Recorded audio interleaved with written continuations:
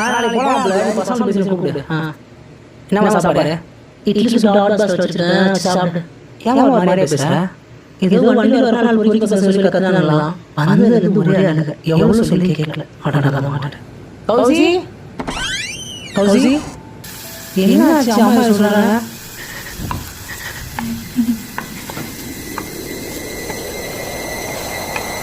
இப்போ என்ன ஆச்சு? கை வச்சுருக்க?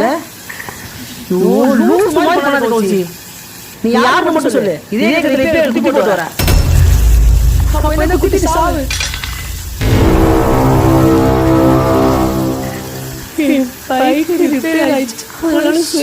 வீட்டுல விட்டுட்டு அவளோட ஸ்கூட்டியை எடுத்துட்டு வந்தேன்.